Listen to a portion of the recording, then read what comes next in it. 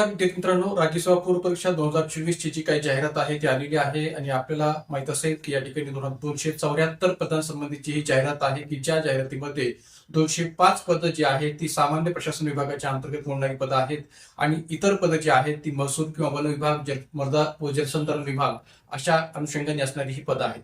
एकंदरीत 274 पदांसंबंधीची ही जाहिरात आहे. एकंदरीत जर पाहिलं तर या ठिकाणी ही जाहिरात खूप कमी पदांची आहे असं या ठिकाणी बहुतांश विद्यार्थ्यांकडून किंवा बहुतांश उमेदवारांकडून या ठिकाणी म्हटलं जात आहे. पण मित्रांनो, एक लक्षात घ्या की मुलाखतीच्या शेवटच्या टप्प्यापर्यंत या ठिकाणी या जागांमध्ये या ठिकाणी वाढ होऊ शकते असं म्हणायला काही हरकत नाही किंवा असं विचार करायला काही हरकत नाही. त्यामुळे भले या ठिकाणी सामान्य प्रशासन विभागाच्या पातळीवर असणाऱ्या जागांची संख्या 205 असली आणि इतर विभागांच्या जागांची संख्या याचा विचार करता टोटल पदं 274 असली तरी सुद्धा या ठिकाणी मुलाखतीच्या शेवटच्या टप्प्यापर्यंत या ठिकाणी या जागांमध्ये वाढ होऊ शकते, याबाबत काही दुमत नाहीये. तर त्यामुळे या ठिकाणी जागांची संख्या किती आहे यापेक्षा जर का आपण या ठिकाणी राज्यसेवा पूर्व परीक्षेच्या तयारीच्या दृष्टीने जे काही नियोजन करणं अपेक्षित आहे त्या अर्थाने जर नियोजन केलं तर ते अधिक योग्य राहील. त्यामुळे इथून पुढे आपण या ठिकाणी या व्हिडिओच्या माध्यमातून हे नियोजन नेमकं कसं असावं या अर्थाने थोडक्यात माहिती पाहूया आणि त्याबरोबर राज्यव्यवस्था घटकासंबंधीची तयारी नेमकी कशी करायची याही अर्थाने नेमके काय आपण उपाययोजना केली पाहिजे किंवा काय प्रयत्न केले पाहिजेत याही अर्थाने आपण जी काय माहिती आहे ती पाहणार आहोत. तर पहा, या ठिकाणी एक प्रकारे मी आता म्हटल्याप्रमाणे की आगामी कालखंडामध्ये या परीक्षेच्या किंवा पूर्व परीक्षेचे जे काही टप्पे आहेत ते जसजसे पुढे होत जाईल तसतसं या ठिकाणी एक प्रकारे या राज्यसेवेच्या असणाऱ्या जागांच्या पातळीवर वाढ होऊ शकते. याबद्दल या ठिकाणी निश्चितच आपण आशादायी राहायला हरकत नाही. तर त्या अर्थाने जर विचार केला तर एक लक्षात घ्या की गेल्या काही वर्षातील राज्यसेवा जागांचा जर आपण आढावा घेतला तर आपण असं लक्षात येईल की गेल्या काही वर्षातील राज्यसेवेच्या जागा या पद्धतीने रेट आहेत. विशेषतः 2010 पासून ते 2024 पर्यंतच्या राज्यसेवेच्या जागांचा जर आपण विचार केला तर 2010 मध्ये 100 होत्या, 11 मध्ये 245 होत्या आणि त्यानंतर मग त्या या ठिकाणी सतत या ठिकाणी कमी जास्त आपल्याला पाहायला मिळतात. तर एकंदरीत जर तुम्ही स्क्रीनवर जर पाहिलं तर आपण लक्षात येईल की गेल्या वर्षातील काही राज्यसेवेच्या ज्या काही जागा आहेत त्या नेमक्या कशा आहेत.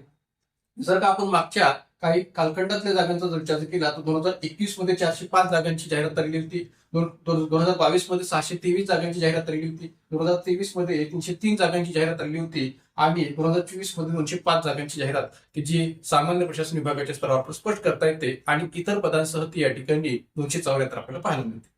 तर एकंदरीत जर आपण विचार केला तर या ठिकाणी आपण असं म्हणता येईल की 2022 जर आपण पाहिलं तर 2022 या वर्षामध्ये 723 जागा म्हणजे बहुतांश जागा या ठिकाणी राज्यसेवेच्या पातळीवर आलेल्या होत्या असं म्हणायला काय हरकत.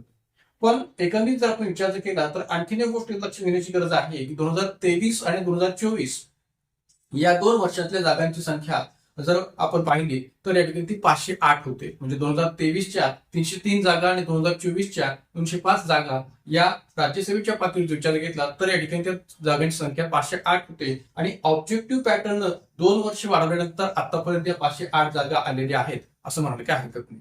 म्हणजे ऑब्जेक्टिव्ह पॅटर्न जो काही या ठिकाणी आपल्याकडे वाढवण्यात आला, कारण की एक प्रकार लक्षात घ्या की ह्या ऑब्जेक्टिव्ह पॅटर्नचा संबंध जो काय आहे तो 2024च्या मुख्य परीक्षेच्या दृष्टीने सुद्धा विचार घेतला गेलेला आहे.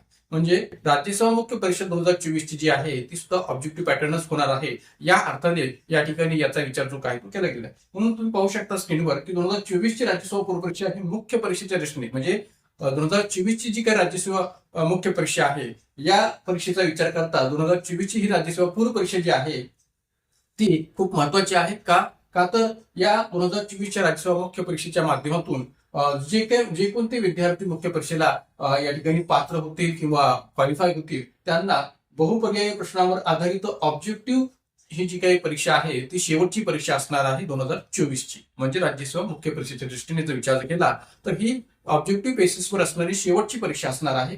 का तर 2025 पासून राज्यसेवा मुख्य परीक्षा ही वर्णनात्मक किंवा सब्जेक्टिव्ह बेसिसवर डिस्क्रिप्टिव्ह बेसिसवर होणार आहे हे आपण तर लक्ष देण्याची गरज आहे. आणि म्हणून या ठिकाणी या 2024च्या राज्यसेवा पूर्व परीक्षेला अधिकाधिक महत्व जे प्राधान्य होतं त्या याच अर्थानं आणि बहुतांश विद्यार्थ्यांचं असं म्हणणं होतं किंवा अधिकाधिक जागा या राज्यसेवा पूर्व परीक्षेच्या असाव्यात.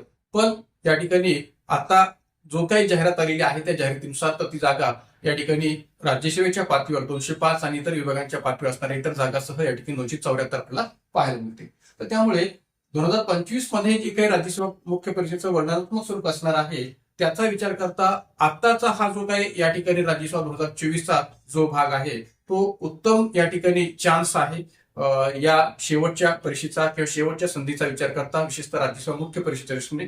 आणि त्यामुळे राज्यसेवेची तयारी करणाऱ्या संबंध विद्यार्थ्यांनी जर का अधिक झोकून देऊन अभ्यास जर केला तर निश्चितच या ठिकाणी त्याचा फायदा त्यांना प्राप्त होऊ शकेल. कारण की अशी संधी पुन्हा असणार नाहीये का तर राज्यसेवा मुख्य परीक्षा ही 2025 पासून वर्णनात्मक होणार आहे, डिस्क्रिप्टिव्ह होणार आहे. त्यामुळे अधिकाधिक झोकून जर आपण अभ्यास केला तर निश्चितच त्याचा फायदा आपला प्राप्त होऊ शकतो.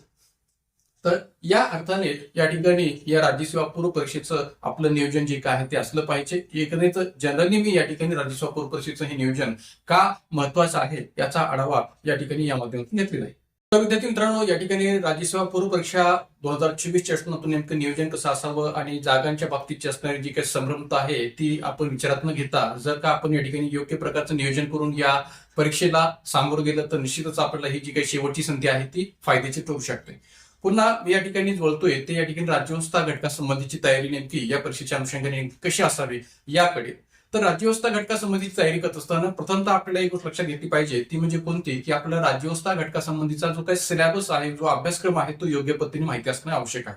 कारण की जर का तो आपल्याला योग्य पद्धतीने माहिती नसेल तर या ठिकाणी या परीक्षेची तयारी करत असताना आपल्याला सिलेबसच माहिती नसेल, अभ्यासक्रमच माहिती नसेल तर मग त्याला काही अर्थ राहणार नाही. त्यामुळे जो काही या राज्यव्यवस्था घटकाचा अभ्यासक्रम आहे किंवा सिलेबस आहे तो आपण योग्य पद्धतीने लक्षात घ्यावा. जसं या अभ्यासक्रमामध्ये भारत आणि महाराष्ट्र राज्यशास्त्र व प्रशासन, संविधान, राजकीय प्रणाली, पंचायत राज, नगर प्रशासन, सार्वजनिक धोरण, हक्कविषयक प्रश्न इत्यादी असे हे जे काही संबंध घटक आहेत ते आपल्याला आपल्या राज्यसेवा पूर्व परीक्षेच्या सिलेबसमध्ये पाहायला मिळतात. तर एकंदरीत या संबंध गोष्टींचा जर विचार केला तर हे संबंध घटक आणि उपघटक आपल्याला पूर्ण अर्थाने माहिती असले पाहिजेत आणि नेमकं या घटकांच्या अनुषंगाने प्रश्न सुद्धा कसे विचारले जातात याचीही आपली परिपूर्ण तयारी असली पाहिजे. तर त्यामुळे भारत आणि महाराष्ट्र राज्यशास्त्र व प्रशासन, संविधान, राजकीय प्रणाली, पंचायती राज, नगर प्रशासन, सार्वजनिक धोरण आणि हक्कविषयक प्रश्न ज्याच्यामध्ये मानवी हक्क संबंधीच्या प्रश्नांचा विचार जो काय तो केला जातो. तर या सर्व अंगाने ही संबंध अभ्यासक्रमाची माहिती असलेला आपल्याला असणं अपेक्षित आहे. एवढंच नव्हे तर आणखीन एक गोष्ट आपण लक्षात घेऊया ती म्हणजे कोणती की राज्यसेवा पूर्व परीक्षा या दृष्टीने जर विचार केला तर राज्यव्यवस्था घटकासंबंधीचे वर्षनिहाय प्रश्नांचं प्रमाण नेमकं कसं राहिलेलं आहे यावरून सुद्धा आपल्याला या राज्यव्यवस्था घटकाची नेमकी तयारी कशा पद्धतीने करणं अपेक्षित आहे हे लक्षात घेऊ शकेल. तर वर्षनिहाय पातळीवर जर आपण राज्यव्यवस्था घटकाच्या प्रश्नांचं प्रमाण जर पाहिलं तर ते आपल्याला या पद्धतीने सांगता येईल. पहा स्क्रीनवर की 2013 मध्ये 18 प्रश्न विचारले गेले होते राज्यव्यवस्था घटकासंबंधीचे, 2014 मध्ये 10, 2015 मध्ये पुन्हा 18, 2016 मध्ये 21 प्रश्न या ठिकाणी या राज्यव्यवस्था घटकासंबंधित विचारले गेले होते, 2017 मध्ये 13 प्रश्न विचारले होते, 2018 मध्ये 20 प्रश्न विचारले होते, 2019 मध्ये 19 प्रश्न, 2020 मध्ये पुन्हा 15 प्रश्न विचारले गेले होते, 2021 मध्ये 19 प्रश्न विचारले गेले होते आणि 2022 मध्ये पुन्हा 15 प्रश्न विचारले होते. 2023च्या एक्झाम मध्ये राज्यसेवा पूर्व परीक्षेच्या पातळीवर 16 प्रश्न राज्यव्यवस्था घटकासंबंधीचे विचारले होते. तर यावरून आपल्याला लक्षात येईल की साधारणपणे राज्यव्यवस्था घटकासंबंधीच्या विचारलेल्या प्रश्नांची संख्या ही 15 ते 20च्या दरम्यान असते असं सरासरी आपल्याला विचारात गेले काय हरकत नाही. एकंदरीत या 2013 पासून 2023 पर्यंतच्या प्रश्नांच्या संख्येचा जर विचार केला जर तुम्ही या ठिकाणी 2013 ते 2023 पर्यंतच्या संबंध प्रश्नांच्या संख्येचा विचार केला तर साधारणपणे ही संख्या जाते जवळपास 200च्या घरात.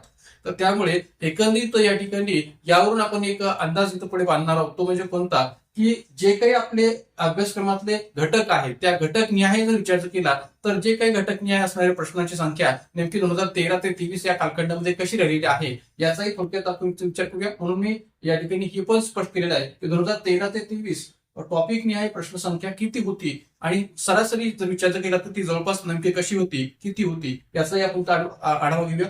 राज्यशास्त्र आणि प्रशासन या घटकाच्या दृष्टीने जर विचार केला तर 15 ते 20 प्रकारचे प्रश्न या ठिकाणी याच्यावर विचारले गेले 2013 ते 23 या एकंदरीत संबंध कालावधीमध्ये. भारतीय संविधान या घटकाविषयी 40 ते 50 प्रश्न या 2013 ते 23 या कालावधीत विचारले गेले आहेत. राजकीय प्रणाली जवळपास 40 ते 50 प्रश्न सुद्धा या घटकाविषयी विचारले गेले. पंचायत राज आणि नगर प्रशासनाचा जर विचार केला तर 20 ते 30 घटक प्रश्न या ठिकाणी त्याच्याविषयी विचारले गेले होते आणि सार्वजनिक धोरणाविषयी आणि मानवी हक्काचे प्रश्न या दृष्टीने विचारले 15 ते 20 प्रश्न या घटकाविषयी विचारले गेले. म्हणजे एकंदरीत ही सरासरी जर आपण प्रश्नांच्या संख्येची पाहिली तर यावरून आपल्याला एक लक्षात येईल की भारतीय संविधान आणि राजकीय प्रणाली आणि त्यातल्या त्यात पंचायत राज व नगर प्रशासन यावर विचारल्या गेलेल्या प्रश्नांची संख्या आहे अधिकाधिक पाहायला मिळते 2013 ते 23 या अंतर्गत. आणि म्हणून या ठिकाणी आपण राज्यव्यवस्था घटकासंबंधीची तयारी करत असताना आपण या संबंध घटकांचा विचार करून आपली तयारी ठेवणं हे अपेक्षित आहे की कोणत्या घटकावर अधिकाधिक प्रश्न आयोगाकडून आज तो अधिकाधिक विचारले गेलेले आहेत, कोणत्या घटकावर या ठिकाणी प्रश्नांचं प्रमाण कमी राहिलेलं आहे. या सर्व अर्थाने आपण त्याची जर या ठिकाणी तयारी ठेवली तर निश्चितपणे आपला राज्यव्यवस्था घटकाचा जो काही अभ्यास आहे तो योग्य पद्धतीने करणं हे अधिक सोपं जाऊ शकतं. एवढंच नव्हे तर आणखीन एक गोष्ट आपण इथं या राज्यव्यवस्था घटकाच्या अभ्यासाच्या पातळीवर लक्षात घेतली पाहिजे, ती म्हणजे कोणती, की कोणत्या टॉपिकवर आयोगाने वारंवार प्रश्न विचारलेले आहेत, त्या वारंवार प्रश्न विचारण्याचं प्रमाण नेमकं किती आहे, कोणत्या टॉपिकवर अधिक आहे आणि त्याचबरोबर कोणत्या टॉपिकवर प्रश्न विचारण्याचं प्रमाण कमी आहे याचाही बारकाईने आपण जर अभ्यास केला तर निश्चितपणे आपल्याला या अभ्यासक्रमातल्या कोणत्या टॉपिकला अधिकाधिक वेटेज द्यायचं आणि कोणत्या टॉपिकला थोडंसं कमी वेटेज द्यायचं हे लक्षात येऊ शकेल. त्यामुळे या राज्यव्यवस्था घटकासंबंधीच्या अभ्यासाचं नियोजन करत असताना आपण ही पण बाब चांगल्या पद्धतीने लक्षात ठेवणं गरजेचं आहे. एवढंच नव्हे तर राज्यव्यवस्था घटकाच्या परिपूर्ण तयारीसाठी जर का आपण मागील वर्षातील सर्व प्रकारच्या PYQ म्हणजे एक प्रकारे पर इयर क्वेश्चन्स जे आहेत, जे राज्यसेवा पूर्व परीक्षेचे मागील वर्षातील संबंध प्रश्नपत्रिका असतील, संयुक्त गट ब गट क पूर्व परीक्षेच्या प्रश्नपत्रिका असतील, मुख्य परीक्षेच्या प्रश्नपत्रिका असतील, सरळ सेवेच्या अंतर्गत विचारलेल्या प्रश्नांचं स्वरूप असेल किंवा खात्यांतर्गत पातळीवर खात्यांतर्गत असिस्टंट, खात्यांतर्गत PSI अशा पातळीवरच्या असणाऱ्या परीक्षांचे प्रश्न असतील तर अशा सर्व प्रकारच्या प्रश्नांचा सराव जर केला तर निश्चितपणे राज्यव्यवस्था घटकाचा अभ्यास जो काय तो अधिकाधिक सोपा होण्यास आपल्याला फायदा होऊ शकतो. का? कारण की जेवढा आपण प्रश्नांचा सराव करू, जेवढा आपण प्रश्नांना सोडवू, तेवढा आपल्याला राज्यव्यवस्था घटकासंबंधीचा आपला अभ्यास जो काय तो व्यापक व्हायला मदत होऊ शकेल. आणि त्यामुळे या संबंध प्रश्नपत्रिकांचा आपण पूर्ण अभ्यास करणं अपेक्षित आहे. एवढंच नव्हे तर या आगामी कालखंडामध्ये आपल्या युट्यूब चॅनलच्या माध्यमातून एक प्रकारे राज्यव्यवस्था घटकासंबंधीच्या अगोदरच्या राज्यसेवा पूर्व परीक्षेच्या 2013 पासून 23 पर्यंतच्या सर्व प्रकारच्या प्रश्नपत्रिकांचं विश्लेषण जे काय ते आपण घेणार आहोत. त्याची सिरीज आपली सुरू होणार आहे. त्यामुळे राज्यव्यवस्था घटकाच्या सर्वांगीण आणि परिपूर्ण अभ्यासाच्या दृष्टीने ही 2013 ते 23 च्या दृष्टिकोनातून असणारी संबंध प्रश्नपत्रिका विश्लेषणाची सिरीज आपण निश्चितपणे पाहू शकता आपल्या युट्यूब चॅनलच्या माध्यमातून, की जेणेकरून आपल्याला राज्यसेवा पूर्व परीक्षेच्या सर्व प्रश्नांची माहिती विश्लेषणासह माहिती मिळू शकेल. तर त्या अर्थाने ही पण बाब महत्वाची आहे. एवढंच नव्हे तर या ठिकाणी एक लक्षात घ्या की आगामी राज्यसेवा पूर्व परीक्षा 2024 च्या दृष्टिकोनातून आपली जी काही बॅच आहे ती बॅच आपल्या ऑनलाईन प्लॅटफॉर्मवर सुरू आहे. आपल्या Indian quality by VK Shinde या ऍपच्या माध्यमातून आगामी 2024 च्या राज्यसेवा पूर्व परीक्षा दृष्टिकोनातून असणारी आपली बॅच जी काय आहे ती सुरू आहे.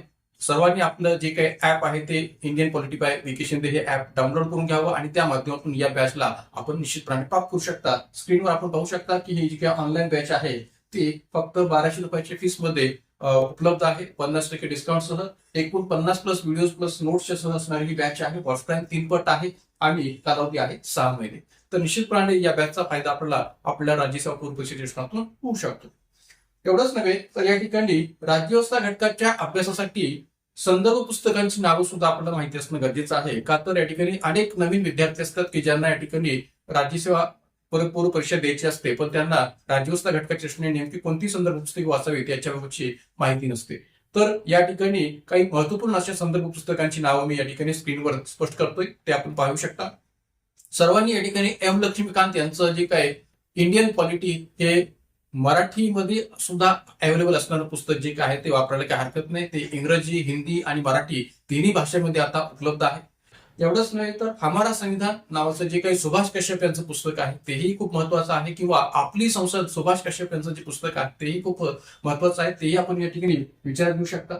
एवढंच नव्हे तर भारतीय प्रशासन श्रीराम माहेश्वरी, भारतीय राज्यघटना स्वरूप आणि राजकारण ची घांगरेकर, त्याचबरोबर भारतीय प्रशासन doctor Satish Thombre, 10 judgement that changed India Zia Mody यांचं हे जे पुस्तक आहे ते एक वेगळं पुस्तक आहे. आपल्याला माहित असेल की राज्यव्यवस्था घटकामध्ये सर्वोच्च न्यायालयाने दिलेले महत्वाचे निर्णय किंवा राज्यघटनेचा अर्थ लावताना सर्वोच्च न्यायालयाने महत्वाचे निर्णय, मग त्यामध्ये शंकरी प्रसाद खटला असेल, केशवनाथ भारती खटला असेल, Maneka Gandhi versus union of India हा खटला असेल, तर असे अनेक महत्वपूर्ण खटले की ज्याच्याबाबतचे निर्णय सर्वोच्च न्यायालयाने दिले, त्या संबंध निर्णयांची उत्तम माहिती या ठिकाणी या झिया मोदी यांच्या 10 जजमेंट्स दॅट चेंज इंडिया या पुस्तकामध्ये आपल्याला पाहायला मिळू शकेल. तर हे पुस्तक आपण या घटकाच्या किंवा या टॉपिकच्या अनुषंगाने निश्चितपणे वाचायला काही हरकत नाही. एकदम छान पुस्तक आहे, उत्तम पुस्तक आहे आणि सकाळ पब्लिकेशनने प्रकाशित केलेलं आहे.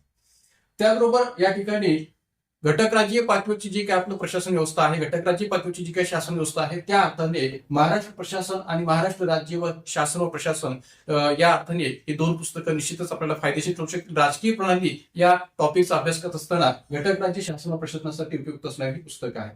पंचायत राज आणि स्थानिक स्वराज्य संस्था किंवा नगर प्रशासन आणि पंचायत राज यांचा अभ्यास करत असताना जिल्हा प्रशासन आणि स्थानिक स्वशासन हाही भाग आपण या ठिकाणी जो आहे तो या दोन पुस्तकांच्या माध्यमातून, संदर्भ ग्रंथांच्या माध्यमातून प्राप्त करू शकता. एक आहे जिल्हा प्रशासन आणि स्थानिक स्वशासन, प्राध्यापक डॉक्टर सतीश ठोंबरे, आणि स्थानिक स्वराज्य संस्था गोविंद येमलवाड. तर ही दोन्ही पुस्तकं उत्तम दर्जाची आहेत. एवढंच नव्हे तर पंचायत राज शासनातून असणारे इतरही जी काही दोन पुस्तकं आहेत तेही विचारात घ्यायला काही हरकत नाही. अधिक अपडेटच्या बेसिसवर जर विचार करायचा झाला तर पंचायत राज व नागरी स्वराज्य संस्था हे विनायक चांदगुडे यांचं हे जे पुस्तक आहे ते सकाळ पब्लिकेशन प्रकाशित केलेलं आहे. उत्तम पुस्तक आहे आणि अपडेट पुस्तक आहे. एवढंच नव्हे तर पंचायत राज लेखक मनोज आवळे यांचंही पुस्तक उत्तम आहे, की जे या ठिकाणी या पंचायत राज चषकने एक छान पुस्तक म्हणून सांगता येऊ शकेल. एवढंच नव्हे तर या ठिकाणी जो काही आपला सार्वजनिक धोरण आणि मानवी हक्कासंबंधीचे प्रश्न हे दोन टॉपिक आहेत, की ज्या दोन्ही टॉपिकला तुम्ही या दोन पुस्तकांच्या माध्यमातून कव्हर करू शकता. लोक प्रशासन बी पाटील यांचं हे जे पुस्तक आहे ज्यामध्ये सार्वजनिक धोरण या टॉपिकचा विस्ताराने जो काही उल्लेख आहे तो आपल्याला पाहायला मिळेल. या सार्वजनिक धोरणासंबंधीची सबंध माहिती या लोक प्रशासन या पुस्तकाच्या माध्यमातून आपल्याला वाचता येऊ शकेल किंवा पाहता येऊ शकेल. एवढंच नव्हे तर या ठिकाणी सार्वजनिक धोरण हा लोक प्रशासनातलाच सब्जेक्ट आहे, लोक प्रशासनातलाच या ठिकाणी टॉपिक आहे. त्यामुळे लोक प्रशासनाशी संबंधित असणाऱ्या या पुस्तकामध्ये सार्वजनिक धोरण या टॉपिकची विस्तृत माहिती आपल्याला वाचायला मिळू शकेल. एवढंच नव्हे तर मानवी हक्क आणि जबाबदाऱ्या हेही पुस्तक किंवा मानवी हक्कासंबंधीची इतर कोणतेही संदर्भ ग्रंथ जर आपण वाचली तर निश्चितपणे मानवी हक्कासंबंधीचे प्रश्न या टॉपिकला आपल्याला योग्य पद्धतीने सोडवता येऊ शकेल किंवा योग्य पद्धतीने त्याबाबतचे जे काही प्रश्न आहेत ते टॅकल करता येऊ शकतील. तर त्यामुळे या सर्व अर्थाने जर विचार केला तर या ठिकाणी या संबंध संदर्भ पुस्तकांच्या माध्यमातून आपण राज्यव्यवस्था घटकासंबंधीची उत्तम तयारी जी आहे ती करू शकता. मित्रांनो, या ठिकाणी अगदी थोडक्यात आगामी राज्यसेवा पूर्व परीक्षा 2024 चषणातून नेमकी आपली तयारी कशी असावी, राज्यव्यवस्था घटकासंबंधीची तयारी नेमकी कशी असावी, या सर्व अर्थाने थोडक्यात ही माहिती देण्याचा प्रयत्न मी इथे केलेला आहे. तर निश्चितपणे आगामी कालखंडामध्ये राज्यसेवा पूर्व परीक्षेच्या प्रश्नातून असणाऱ्या संबंध ज्या काही प्रश्नपत्रिका 2013 ते 2023 पर्यंतच्या त्या संबंध प्रश्नपत्रिकांचं प्रश्न विश्लेषण जे काय आहे ते IMP फॅक्ट्स बेसिसवर आपण या ठिकाणी पुढे पाहूया आणि या माध्यमातून राज्यसेवा पूर्व परीक्षेच्या तयारीला जी काही सुरुवात आहे ती करायला काही हरकत नाही. आजच्या या व्हिडिओमध्ये इथं आपण थांबूया. आपल्या युट्यूब चॅनलला या ठिकाणी अधिकारी संख्येने सबस्क्राईब करा, लाईक करा, शेअर करा. इथं आपण थांबूयात. धन्यवाद.